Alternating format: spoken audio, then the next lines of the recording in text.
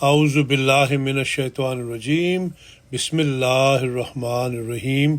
Homeopathy یعنی علاج بالمثل، ذہن کے متعلق نمبر 12، قسط نمبر 37، از ڈاکٹر شاہد اقبال صاحب۔ روزنامہ الفضل انٹرنیشنل، منگل 5 ستمبر 2023۔ لیکسس، سیاہ پھندار سانپ، سرو کوکو کا زہر۔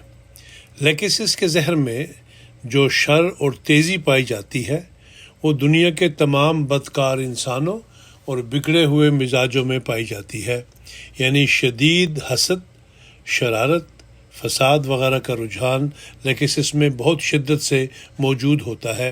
اس لحاظ سے یہ عالمی زہر کہلاتا ہے۔ صفحہ نمبر 540۔ لیکسس کے مریض کا مرض سوتے میں رات بھر بڑھتا رہتا ہے اور بعض مریضوں کو پریشان کن خوابیں بھی آتی ہیں اور صبح اٹھنے تک بیماری میں بہت اضافہ ہو چکا ہوتا ہے۔ مریض سخت بے چین ہوتا ہے، صبح سر میں تپکن والا درد ہوتا ہے، دل کی دھڑکن تیز ہوتی ہے۔ اس کے علاوہ مریض غم کا گہرا اثر محسوس کرتا ہے۔ جلسیمیم میں بھی مریض صبح سر درد کے ساتھ اٹھتا ہے، لیکن اس کی رات بے چینی سے نہیں گزرتی اور نہ ہی اسے ڈراونے خواب آتے ہیں۔ صفحہ نمبر 542۔ لیکسس انسانی جذبات پر بھی اثر انداز ہونے والی دوا ہے۔ اگر اچانک غم کی کوئی خبر ملے یا مریض کسی وجہ سے جذباتی ہو جائے تو دل کی رفتار ہلکی ہو جاتی ہے، جسم پر پسینہ آ جاتا ہے، سر گرم اور پاؤں ٹھنڈے ہو جاتے ہیں۔ اگر پاؤں ٹھنڈے ہوں اور لیکسس کی معمول کی علامتیں بھی پائی جائیں تو اس کی ایک خوراک ہی جادو کا سا اثر دکھاتی ہے۔ صفحہ نمبر 545۔ لیکسس کے مریض خطرناک قسم کے شکوک و شبہات میں مبتلا ہو جاتے ہیں۔ شروع میں وہ یہ سوچنے لگتے ہیں کہ سب لوگ ان کے خلاف باتیں کر رہے ہیں یا ان کے کھانے پینے میں کچھ ملا دیا گیا ہے۔ وہ اپنے قریبی عزیزوں پر بھی شک کرتے ہیں۔ بعد میں یہ علامتیں بڑھتی چلی جاتی ہیں۔ ایسے مریضوں کو لیکسس دینا ضروری ہے۔ میرا تجربہ ہے کہ شروع میں کچھ فائدہ ضرور ہوتا ہے، لیکن بعد میں یہ اس مرض میں مزید کام نہیں کرتی اور پھر دوسری دوائیں ڈھونڈنی پڑتی ہیں۔ نفسیاتی علاج کی خاطر ان شکوک و شبہات کو پیدا کرنے کی موجب وجوہات ڈھونڈنی پڑتی ہیں۔ اس مریض میں لیکسس سے مکمل فائدہ اسی وقت ہوگا جب لیکسس کی دوسری بنیادی علامتیں بھی اس مریض میں ملتی ہوں۔ صفحہ نمبر 547، 548۔ لیکسس کے مریضوں کو یہ خطرہ رہتا ہے کہ ان کا مستقبل ہمیشہ کے لیے تاریک ہو گیا ہے یا ان سے کوئی گناہ سرزد ہو گیا ہے جو ناقابل معافی ہے، یا ان کا وجود کسی اور بالا طاقت کے قبضہ میں آ گیا ہے اور وہ اس کے ہاتھوں میں اعلیٰ کار بن چکے ہیں۔ ایسی ہی ایک مریض بچی میرے پاس لائی گئی جو چوری کی عادت میں مبتلا تھی۔ پوچھنے پر کہتی تھی کہ اللہ کا حکم ہوتا ہے اس لیے کرتی ہوں۔ ایسے مریضوں کا علاج لیکسس سے کرنا چاہیے۔ جو خدا کے حکم پر اس کی نافرمانی کرے وہ سانپ کے حکم پر اس کی فرمانبرداری شروع کر دیتے ہیں۔ صفحہ نمبر 548۔ لیکسس کی مریضائیں ایسے شکوک میں مبتلا ہو جاتی ہیں کہ ان کے پیچھے کوئی آ رہا ہے۔ مذہبی رجحانات غیر معمولی شدت اختیار کر لیتے ہیں۔ یہ شدت لیکسس سے تعلق رکھتی ہے، مگر اس کی سب سے خطرناک علامت یہ ہے کہ ان کے دل میں بعض دفعہ یہ خیال پیدا ہوتا ہے کہ اللہ کا حکم ہے کہ وہ کسی کو قتل کر دے، اور یہ یقین جاگزی ہو جاتا ہے کہ اللہ تعالیٰ نے انہیں اس کام پر مامور کر دیا ہے۔ ایسے مریض بعض دفعہ واقعتاً قتل کر بھی دیتے ہیں یا قتل کرنے کی کوشش ضرور کرتے ہیں۔ اگر یہ مذہبی جنونی ہو تو بے حد باتونی بھی ہو جاتے ہیں۔ ان کے ہر کام میں افراتفری اور بے صبری ظاہر ہوتی ہے۔ بات چیت بھی ٹھیک طرح سے نہیں کر سکتے، آدھی بات کر کے درمیان میں کوئی دوسری بات شروع کر دیتے ہیں، جملہ مکمل نہیں کر پاتے۔ خود چاہیں جتنا مرضی شور ڈالیں، ان کے لیے بیرونی شور ناقابل برداشت ہوتا ہے اور ان کے اعصاب بھنا اٹھتے ہیں۔ ان میں خودکشی کا رجحان بھی پایا جاتا ہے، لیکن یہ رجحان صرف ان کی سوچ تک محدود رہتا ہے۔ عملی قدم اٹھانے سے ڈرتے ہیں۔ اونچی جگہ سے چھلانگ لگانے کو دل چاہتا ہے، لیکن ساتھ ہی ایسی جگہوں سے خوف زدہ بھی ہوتے ہیں۔ مریض نیچے کھڑا ہو اور اونچی جگہ کے تصور سے خوف آئے تو آرسنک یا ارجنٹم نائٹرکم مفید ثابت ہو سکتے ہیں۔ عام طور پر ایسے نفسیاتی اور دماغی امراض میں لیکسس بہت اچھا کام کرتی ہے۔ اسے کم سے کم 200 طاقت میں دینا چاہیے، تاہم میرا تجربہ ہے کہ 1000 طاقت میں زیادہ بہتر نتائج ظاہر ہوتے ہیں۔ میں نے کئی بار 1000 طاقت میں بھی استعمال کی ہے اور واقعتاً مفید ثابت ہوئی ہے۔ صفحہ نمبر 548 549۔ لارو سیراسس یعنی چیری لورل، اچانک خوف اور دہشت کی وجہ سے یا گہرے غم کے نتیجہ میں جسم کانپنے لگ جائے تو لارو سیراسس فوری فائدہ دیتی ہے۔ اس کا مریض خواب میں ڈر کر یا کسی اجنبی کو اچانک سامنے دیکھ کر خوف سے کانپنے لگتا ہے۔ جب بھی کوئی ہیجانی کیفیت ہو تو خوف غالب آ جاتا ہے، جسم ٹھنڈا اور نیلا ہو جاتا ہے۔ بعض دفعہ ایسے شخص کو مرگی کے دورے بھی پڑنے لگتے ہیں۔ صفحہ نمبر 555۔ لارو سیراسس میں غنودگی اور چکر پائے جاتے ہیں۔ بعض دفعہ غشی طاری ہو جاتی ہے۔ دماغی کمزوری کی وجہ سے یادداشت ختم ہو جاتی ہے۔ خیالات میں یکسوئی نہیں رہتی۔ صفحہ نمبر 556۔ للیم ٹیگرینم، للیم ٹیگ عورتوں کی دوست دوا سمجھی جاتی ہے۔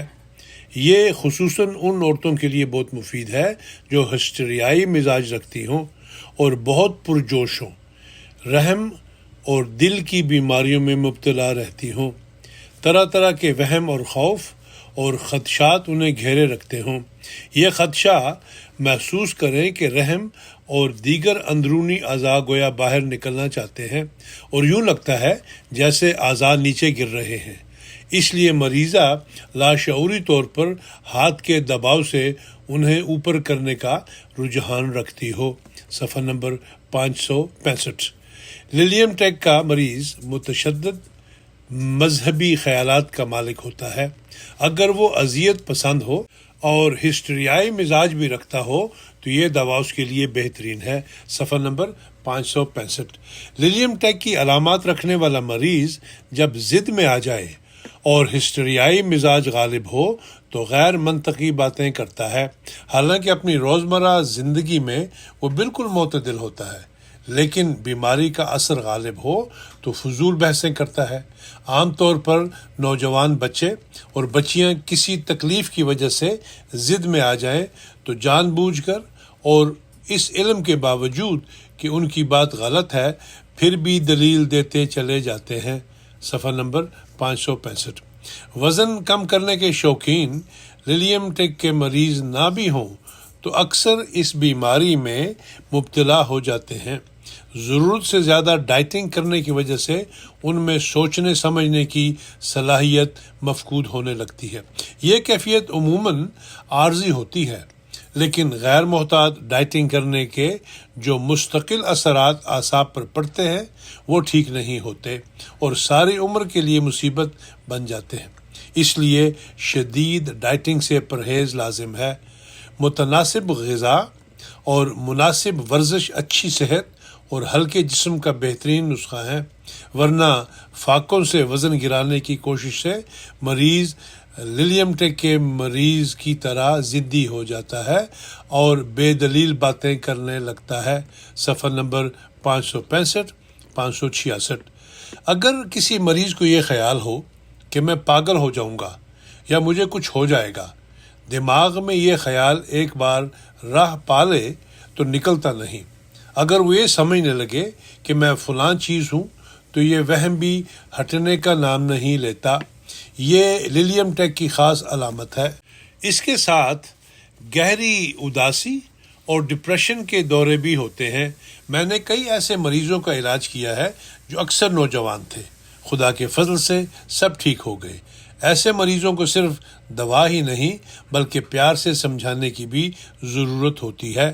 عموماً نفسیاتی اور جسمانی بیماریوں کا آپس میں گہرا تعلق ہوتا ہے، ایک کو دوسرے سے جدا نہیں کیا جا سکتا۔